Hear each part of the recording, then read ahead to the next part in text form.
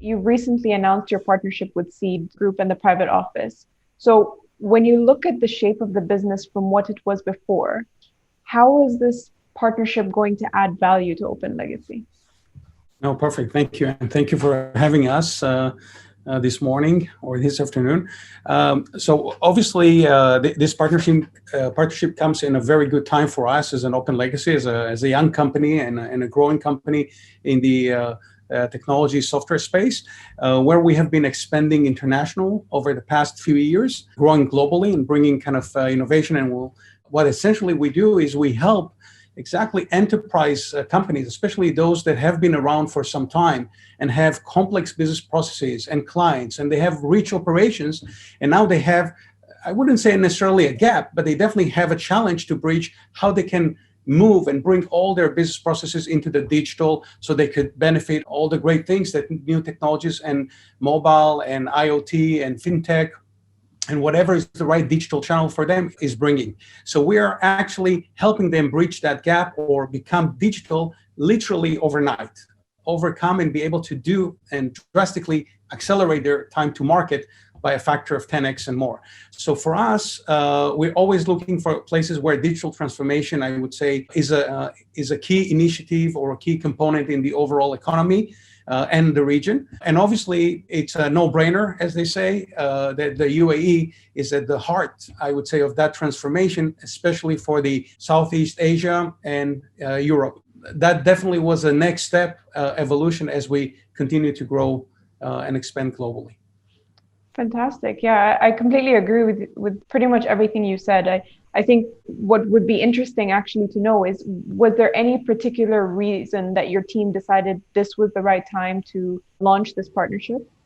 So actually, I would say that it's very interesting and probably a great anecdote that hopefully I will tell my grandchildren, that we actually came ahead of the historic Abrahamic Accord peace treaty, which actually surprised us for the good, and we're very happy about it. But in fact, as we have operations in North America, and that's a bit, I would say, our global commercial headquarters, the technology and the R&D is based in Israel.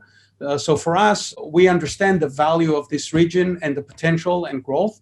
So even before the peace kind of broke and was a kind of a pleasant surprise, we're thinking about how can we have a great bridge in this region. And the UAE is the perfect bridge because that's the bridge between Asia and Europe. And to some degree, being here in Israel on the technology side and being in the UAE on the commercial and a bridge to India, Australia, Southeast Asia, it was like a perfect match. We just couldn't plan it better. We actually started the engagement even before we knew what's going on. So definitely it was a natural advancement. I would even say that for an Israeli-based corporation, we even thought ahead of the time because we understood the importance of the UAE even before the historic peace treaty.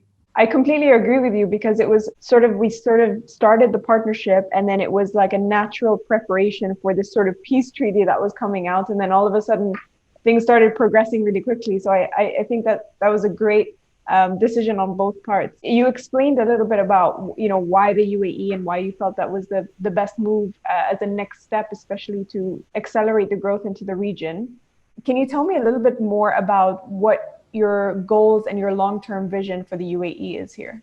Sure, absolutely. And again, I would say I don't have to reinvent the wheel, as they say. It just suffice to look at the great work that the UAE has done, Dubai and other places across UAE in terms of thinking about making life more digital, even before COVID-19, both from a government perspective, for the citizens, for the civilians, from smart cities, through fintech and commercial, and through other digital initiatives. For us, obviously, when we look for expanding to a new region, the first thing we want to do is this region even, what's the propensity and what's the affinity to digital transformation? How do they feel about moving to digital? Do they understand that the time is now, and is the infrastructure and the hearts and minds are ready for such a transformation? So for us, we don't necessarily have a vision for UAE. The UAE already has the vision of, they know better from us what they need to do to become digital. We just feel very happy to play truly our modest part, because eventually it's a collaboration and there are many pieces.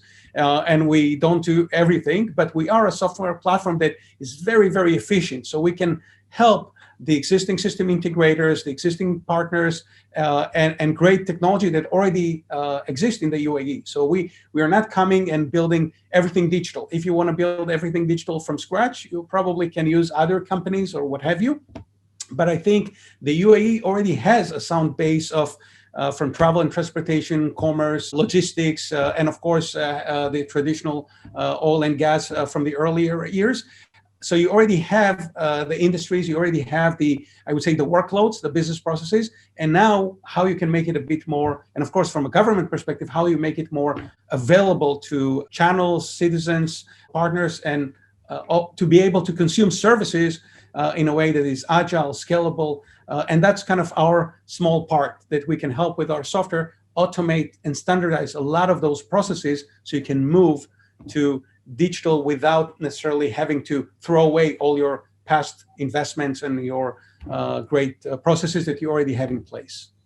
That's a really beautiful way to put it. I think the way that you sort of described how the UAE already has a vision for digital transformation and how you're sort of adding value to that and contributing towards that is something amazing. In that regard, how would you say you're standing different from the rest, given that there are a growing number of disruptive competitors in your field? Why OpenLegacy?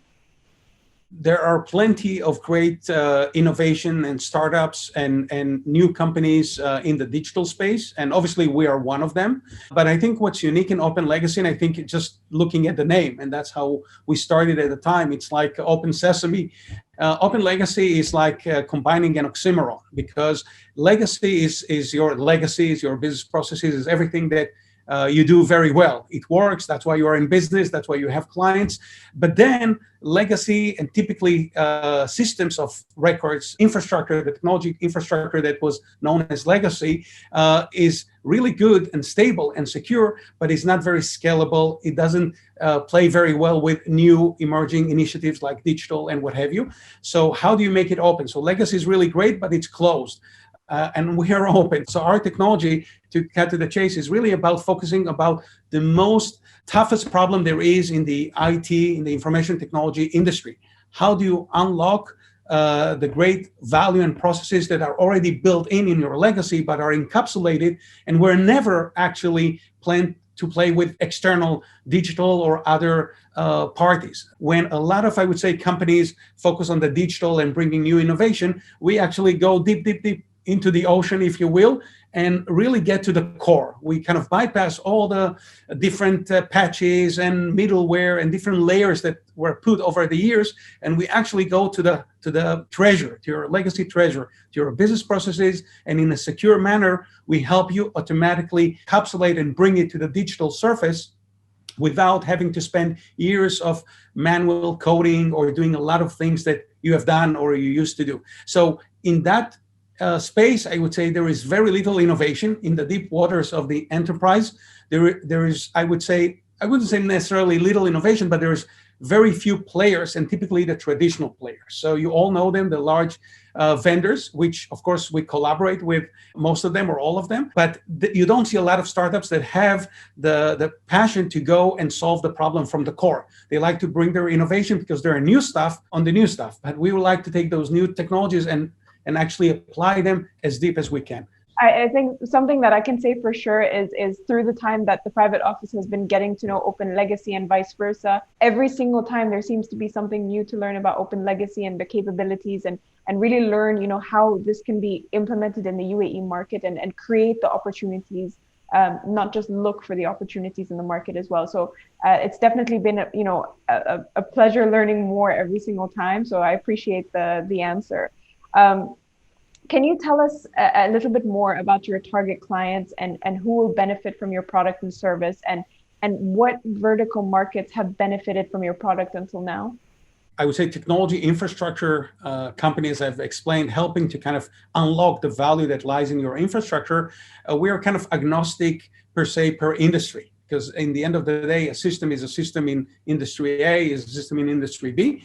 First of all, I would say we do have, I would say today, clients across multiple industries. There are about 20 industries that we count, and we cover all of them that you can think of. But when we look at where we see, I would say, a greater need or greater digital transformation challenges, or where we have more clients, I would say obviously financial services sector is the number one a vertical sector for us, as they're going through the fintech perfect storm and regulation and what have you. So definitely banking, insurance, financial markets is a key vertical for us. But absolutely, it doesn't end there. Bringing services to civilian or other channels much faster, much greater today, not in 3-4 years when you complete your entire transformation. And when I look at other industries, definitely logistics, industrial, oil and gas, definitely we have touched all of those industries, and they are probably the primary ones that we would focus on and also aim to focus in the UAE. We like to do things like give us your toughest problem. Let us see if we can help you. If we can help you, we'll say, thank you. We wouldn't want to waste your time and definitely ours as a young company and really growing globally and very nicely. So we wouldn't want to mess up your time. But, and again, if you don't have a major challenge, probably you can solve it. But if you do have the major challenge, definitely call us. Nice. Okay, very well put. So then what sort of progress should we expect in the next 6 months at least? What do you see as sort of a growth, maybe mid 2021? Where should OpenLegacy be in the UAE? We definitely are looking for the great partnership with Seed Group and to guide us and introduce us to the market in a way that helps the local enterprises and constituencies that are looking for digital transformation or digital solutions with their core systems. I would say that probably if in the next 6 months we're able already to demonstrate in a couple of clients the value of the technology, either through POCs or pilot or already projects, that probably would be a great first step. We know that typically it takes time to build a region. Once you have a leading client, someone that you have implemented, the other competitors or the other players in that industry typically likes to kind of like follow through and are interested to engage. So you always need to the icebreaker, so to speak. But given that we already have a lot of clients, a lot of experience that we can kind of point to for global, I would say Fortune 500 and global 2000 kind of companies that are running in production for a few years, and that's a great pride.